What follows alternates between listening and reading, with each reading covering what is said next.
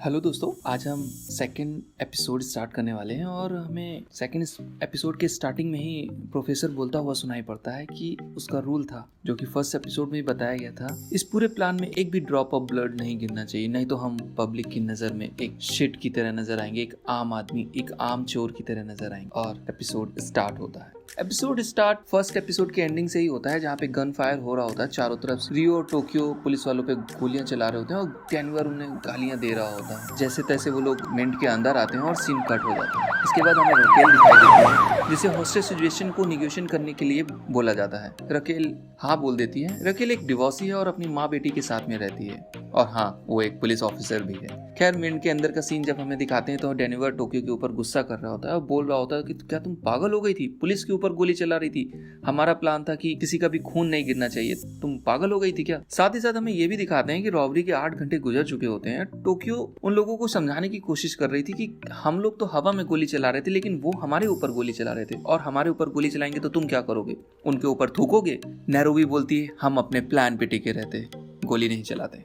तभी बर्लिन की एंट्री होती है और सब लोग शांत हो जाते हैं, और बर्लिन यहाँ पे बताता है कि घायल पुलिस वाले मरे नहीं हैं और उन्हें ले जाया जा चुका है, और हम अब से वायरलेस कम्युनिकेशन बंद करने वाले हैं। तो सबने अपने ब्लूटूथ हेडफोन दे दिए होते हैं और वो उसको पानी में डाल देता है। हमने जो लास्ट एपिसोड में वायर लाइन देखी थी वो अब स्टार्ट हो चुकी है, और बर्लिन और प्रोफेसर का अब डायरेक्ट कनेक्शन हो सकता है। प्रोफेसर को कॉल लगता है और बर्लिन मिंट के सारे कैमरे को शेयर करता है। प्रोफेसर अब मिंट के अंदर होने वाली सब हरकत को देख सकता है। टोक्यो और रियो के रिलेशन के बारे में भी प्रोफेसर को पता चलता है। प्रोफेसर टोक्यो से बात करने के लिए बोलता है। प्रोफेसर पूछता है क्या ये लोग सच बोल रहे हैं। टोक्यो मना कर देती है, और साथ में हमें ये भी दिखाते हैं कि प्रोफेसर गहरी सांस लेता है और वो बहुत वरी है। नेक्स्ट सीन में हमें मिंट के सामने का सीन दिखाते हैं जिसमें पुलिस आ चुकी है, और रकेल ने सिचुएशन का सारा अपडेट लिया, कितने लोग हैं, कितनी गन फायर हुई, कौन सी गन है, और मिंट के अंदर एम्प्लॉय कितने हैं, गार्ड कितने हैं, होस्टेज कितने हैं, और स्कूल ट्रिप में कितने बच्चे हैं। यहाँ रकेल भी कुछ कुछ प्रोफेसर की तरह सोचती है,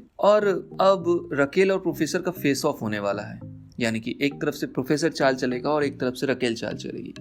प्रोफेसर ने अपनी चाल चली होती है, सारे कम्युनिकेशन सिस्टम को बंद करके एक अपने लिए एनालॉग लाइन बना लिया है बात करने का। रकेल ने भी ठीक वैसा किया, अपने रिस्ट्रिक्टेड एरिया के अंदर सारे मोबाइल टावर को बंद करा दिया और अपने फोन बंद करने के लिए अपने टीम मेंबर को बोल दिया होता है। सब लोगों ने अपने फोन स्विच ऑफ कर लिए होते हैं, और ये भी इंस्ट्रक्शन देती है कि अगर कोई लैंडलाइन कॉल होगा तो वो वहां से होके जाएगा, जिससे उन्हें पता रहे कि कॉल किसका था और वो किससे बात कर। हमें मिंट के अंदर का लेके जाया जाता है। बर्लिन और रियो बात कर रहे होते हैं, और बर्लिन बोलता है कि हम पुलिस को टाइम दे रहे हैं जिससे वो अपना सेटअप कर सकें और अपने ड्रोन, कैमरा और स्नाइपर को बिठा सकें, वो ठीक से ऑर्गेनाइज हो जाएं, और इसी बीच में हमें थोड़ा सा टाइम मिल जाएगा। और साथ में बर्लिन ये भी बोलता है तुम्हारा जो टोक्यो का सीन चल रहा है, दोनों लोग झूठ बोल रहे हो। यहाँ बर्लिन रियो का माइंड वॉश करता है और बताता है कि ये कोई प्यार नहीं है, ये एक धोखा है, उसने भी 5 बार शादी की और टूट गई है।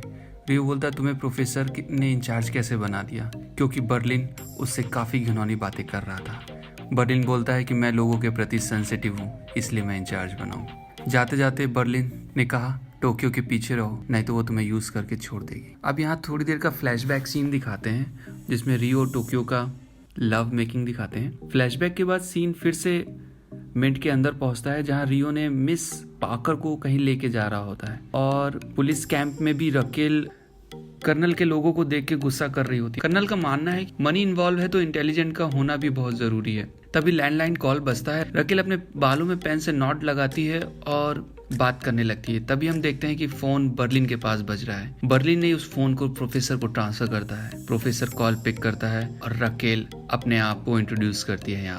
यहाँ प्रोफेसर अपने आप को इंचार्ज ऑफ हिस्ट बोलता है, लेकिन थोड़ा सा ट्रिक था। यहाँ प्रोफेसर ने वॉइस चेंजर यूज कर रहा होता है, जिसकी वजह से लोग उसकी ओरिजिनल वॉइस को पकड़ नहीं पाते हैं। प्रोफेसर ने यहाँ पे इंजर्ड पुलिस वालों के बारे में पूछा होता है। रकेल उसे बोलती है कि उनमें से कोई मरा नहीं है। प्रोफेसर यहाँ रकेल से बहुत तरीके से बात कर रहा होता है। रकेल बोलती है तुम्हारी आवाज़ ठीक नहीं है आ रही है, प्रोफेसर बोलता है मैं माफ़ी चाहता हूँ, लेकिन ये कंप्यूटर की गड़बड़ी की वजह से है और मेरी आइडेंटिटी छुपाने के लिए या फिर और यहाँ से हम चले ना जाएं तब तक मुझे ये यूज़ करना पड़ेगा। रकेल यहाँ पे सोचती है शायद प्रोफेसर को एक हेलीकॉप्टर चाहिए, लेकिन प्रोफेसर ने जस्ट बोला था उसे कोई हेलीकॉप्टर नहीं चाहिए था।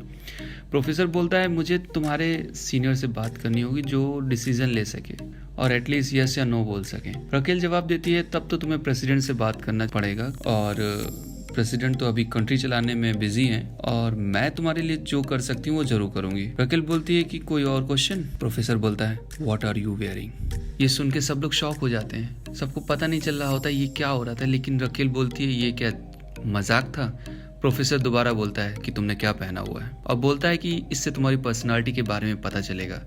रकेल बोलती है वैसे मुझे तो कोई प्रॉब्लम नहीं है, लेकिन ये सारे कन्वर्सेशन काफ़ी डिपार्टमेंट के लोग सुन रहे हैं। प्रोफेसर बोलता है यहाँ पे तो ठीक है, मैं उन सबको भी अपने आप को इंट्रोड्यूस कराता हूँ। और यहाँ प्रोफेसर सबको हेलो बोलता है और यहाँ पे उन सबको बोलता है कि you may call me professor. तो अब से रकेल के टीम मेंबर भी प्रोफेसर को प्रोफेसर ही बोलेंगे। यहाँ पे रकेल अपने साथी एंजल से बात कराती है। रकेल फिर से बात करती है और बोलती तुम्हें क्या चाहिए। प्रोफेसर बोलता है उसे टाइम चाहिए, वो बाहर नहीं निकल सकता है, लेकिन वो बहुत अच्छे से जानता है कि तुम लोगों को अंदर आने से कैसे रोकना है और ऐसी कोई कोशिश भी ना करो जिससे उसे कोई ऐसा स्टेप लेना पड़े जिसके लिए उसको गुनाहगार ठहराया जाए। प्रोफेसर फिर बोलता है रकेल से can I trust you. Raquel बोलती हाँ जरूर, लेकिन मैं अगर तुम पे भरोसा कर रही हूँ तो तुम्हें भी मेरे ऊपर भरोसा करना पड़ेगा। तुम्हें एटलीस्ट स्कूल के बच्चों को जाने देना होगा क्योंकि वो सब माइनर है। यहाँ प्रोफेसर फिर से बोलता है लेकिन तुमने अभी तक ये नहीं बताया कि व्हाट आर यू वेयरिंग, अपनी ड्रेस के बारे में। प्रोफेसर हंसता है। यहाँ प्रोफेसर फिर से बोलता है तुमने अपने ड्रेस के बारे में नहीं बताया। रकेल यहाँ अपनी ड्रेस को डिस्क्राइब करती है और इस जल्दीबाजी में रकेल अपनी स्कर्ट और या ट्राउजर के बारे में बताना भूल जाती है। प्रोफेसर इस बात को मार्क करता है और बोलता है शर्ट पहनने वाली लड़कियां ट्राउजर या स्कर्ट जरूर पहनती है और साथ साथ ये भी बोलता है वो बच्चों को रिहा करने के बारे में सोचेगा। सीन कट होता है और यहाँ पे हमें इंटेलिजेंट का कर्नल रकेल को बोलते हुए दिखाई देता है कि हमें यहाँ पे अटैक करना चाहिए। रकेल बोलती है अगर मॉस्को जैसा डिजास्टर हमें चाहिए तो हम तुम लोगों को जरूर बोलेंगे यहाँ पे अटैक करने का, लेकिन यहाँ पे इंचार्ज वो है तो वो ऐसा कोई ऑर्डर नहीं देगी। यहाँ कर्नल और रकेल के बीच में थोड़ा सा बहस भी होता है और हमें पता चलता है रकेल के हस्बैंड के ऊपर डोमेस्टिक वायलेंस का चार्ज लगा है, लेकिन कर्नल जानता है डोमेस्टिक वायलेंस के चार्जेस जो हैं वो गलत हैं। अचानक फिर से फ़ोन बजता है। उन लोगों ने सोचा था कि ये प्रोफेसर का कॉल है, लेकिन यहाँ पे प्रोफेसर नहीं रहता है, जबकि उनकी टीम का कोई मेंबर ही कॉल कर रहा होता है। रकेल ने यहाँ पे ऑर्डर दिए मिंट के चारों तरफ हेलीकॉप्टर से पहरे लगने चाहिए। सीन कट होता है और मिस पार्कर और रियो एक रूम में जाते दिखाई पड़ते हैं। रियो मिस पार्कर को बोलता है जैसा मैंने रेड ड्रेस पहना हुआ है वैसा ये ड्रेस पहन लो। हमें फिर से यहाँ पे फ्लैशबैक का सीन पे ले जाया जाता है जहाँ ग्रुप के सारे मेंबर अपने अपने ड्रीम के बारे में बता रहे होते हैं कि उन्हें ये पैसा मिलने के बाद वो क्या करेंगे। इस ग्रुप में सबसे अच्छा बंदा मुझे मॉस्को लगता है क्योंकि वो बहुत सिंपल है। सीन हमारा फिर से मिंट के अंदर शिफ्ट होता है और जहाँ बर्लिन सबको बोल रहा होता है मास्क निकालो। यहाँ पे सारे लोगों ने मास्क निकाला होता है। बर्लिन ने यहाँ पे सबको खाने के लिए भी दिया होता है और साथ ही साथ एक ड्रेस भी दिया होता है जैसा कि वो लोग खुद भी पहने हुए हैं। यहाँ ऑर्टेरो थोड़ा सा डिस्कस करता है और बर्लिन से बोलता है कि बच्चों और मेडिकल कंडीशन वाले लोगों को जाने दो। तभी डेनवर वहाँ आता है और बोलता है तो क्या अपने आप को गांधी समझता है। यहाँ गांधी जी का रेफरेंस दिया गया है जिससे थोड़ा सा प्राउड फील होता है इंडियन को और मुझे भी। बर्लिन डेनिवर को रोकता है और बोलता है ये मेरा दोस्त है, इसको सबक सिखाएंगे बाद में, और बर्लिन वहां से चला जाता है। तभी डेनिवर ने ऑटेरो के ऊपर गन पॉइंट कर देता और उसे बोलता है कि ये गन पकड़ और मेरे ऊपर फायर करो। सब लोग शॉक हो जाते हैं। यहाँ माहौल में एकदम शांति, कोई भी आवाज नहीं होती है। ऑटेरो ने गन नहीं पकड़ रहा होता है, लेकिन डेनिवर के बोलने के बाद ऑटेरो गन पकड़ता है और डेनिवर के चेस्ट में लगा देता है और बोलता है शूट मी। ऑटेरो डर डर के ट्रिगर दबाता है, लेकिन वहाँ पे कोई फायर नहीं होता है क्योंकि वो फेक गन थी। बर्लिन सबको बोलता है थोड़ी देर के लिए सबको ये गन दी जा रही है और उस पे ट्रस्ट किया जा रहा है। अगर किसी ने कोई चालाकी दिखाई तो सबके लिए बहुत बुरा होगा। सीन शिफ्ट होता है, हमें रकेल दिखाई जाती है और सिगरेट पी रही होती है। तभी वो देखती है कि एक पुलिस की व्हीकल में काफ़ी फोर्स के लोग आ गए होते हैं हथियारों के साथ में। तो रकेल तुरंत अंदर आती है और कमांडर को बोलती कि ये गन वाले लोग यहाँ पे कैसे आए, तुम्हें ऑर्डर किसने दिया। रकेल फिर से बोलती कि मैं यहाँ पे इंचार्ज हूँ और मैंने ऐसा कोई ऑर्डर नहीं दिया है। तभी कमांडर बोलता है आई हैव अ ऑर्डर, और यहाँ एक राज खुलता है। होस्टेस में एक जो लड़की है जो यूके के एम्बेसडर की बेटी है और यहाँ कोई भी नहीं जानता है कि वो मिस पाकर है, और अगर वो लोग अभी अंदर नहीं गए तो मॉर्निंग तक ये खबर सब में फैल जाएगी शायद रॉबर्ट्स को भी ये खबर पहुंच जाएगी। लेकिन यहाँ पे फ्लैशबैक दिखाते हैं कि प्रोफेसर को ये सारी बातें पहले से पता थी। प्रोफेसर पहले से जानता था कि स्कूल ट्रिप आने वाला है और स्कूल ट्रिप में जो लड़की यूके एम्बेसडर की बेटी है, प्रोफेसर यहाँ पे सब लोगों को पहले ही ये बताया हुआ था। यानी कि प्रोफेसर की तैयारी बहुत तगड़ी थी। सीन कट होता है और हमें मिंट के अंदर ले जाया जाता है, जहाँ पे अब सब लोगों ने एक सी ड्रेस पहनी होती है। आर्टुरो और मोनिका के बीच में कुछ बात हो रही होती है, तभी नैरोबी ने उसे देख लिया होता है। नैरोबी मोनिका के पास जाती है और बोलती है, मुझे पता है तुम अपने बॉस को ज़्यादा पसंद नहीं करती होती। फिर मोनिका बोलती है, तुम्हें कैसे पता है? कि नैरोबी बोलती है, मुझे तुम्हारे बारे में सब कुछ पता है, इवन दो मुझे तुम्हारी प्रेगनेंसी के बारे में भी पता है। नैरोबी और मोनिका यहाँ इमोशनली अटैच हो जाती हैं और दोनों के बीच में अच्छी केमिस्ट्री दिखती है। प्रोफेसर यहाँ सीसीटीवी से सारे सीन पे नज़र रखे हुए था और वो शायद थोड़ा सा टेंस भी था। शायद उसे पहले से ही अंदाजा था कि उसके ऊपर कभी भी अटैक हो सकता है। यहाँ सीन में ये भी दिखाया जाता है कि फोर्स के लोग रेडी हो रहे हैं और मिनट के अंदर अटैक करने जाने वाले होते हैं। प्रोफेसर ने जैसे ही सीसीटीवी में फोर्स के लोगों को देखता है तो बर्लिन को कॉल करके बोलता है कि वो लोग आ रहे हैं। बर्लिन बोलता है, हम भी आ रहे हैं। बर्लिन मास्क लगाता है और निकल पड़ता है। यहाँ फ्लैशबैक का सीन दिखाते हैं और प्रोफेसर की ट्रेनिंग में ये पता चलता है, प्रोफेसर ने पहले ही जानता था कि फोर्स अगर आएगी तो किन किन एरियो से आएगी और कैसे आएगी। और उसका अंदाजा ये भी था कि फोर्स जब अटैक करती है तो मॉर्निंग के ही टाइम पे करती है, जिसमें सारे लोग नींद में रहते हैं और थोड़ा सा डल रहते हैं। तभी पुलिस के लोग दिखाए जाते हैं कि वो एक गेट में ड्रिल कर रहे होते हैं और उसके अंदर एक कैमरा डालते हैं। तभी कैंप में एक फ़ोन बजता है। ये फ़ोन किसी और का नहीं, मिस पार्कर का होता है और मिस पार्कर बोलती हुई सुनाई जाती है कि यहाँ पे हम लोगों को होस्टेज किया गया है और हम लोगों को भी वही ड्रेस और वही फेक गन दी गई है जो कि असली रॉबर्ट्स ने भी पहनी हुई है। तो प्लीज़ गोली मत चलाना, शायद उन लोगों में से हम एक हो सकते हैं, प्लीज़।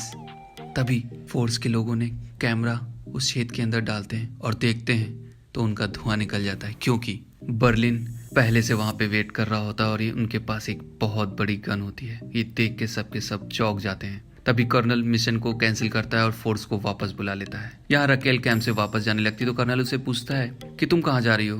रकेल बोलती है, जो तुमने स्टार्ट किया है अब तुम ही संभालो। यहाँ प्रोफेसर के दिमाग की वजह से बिना एक भी गोली चलाए प्रोफेसर जीत जाता है और यहाँ एक राज भी खुलता है। जैसे ही मॉर्निंग होता है, नैरोबी सबको बोलते हुए सुनाई पड़ती है, अब से तुम लोग डेली रूटीन की तरह काम करोगे जैसे कि पहले काम करते थे। वहाँ की मशीनें स्टार्ट हो चुकी थी और यहाँ पे चोरी करने वालों ने अपने लिए अपना पैसा छापना चालू कर दिया था।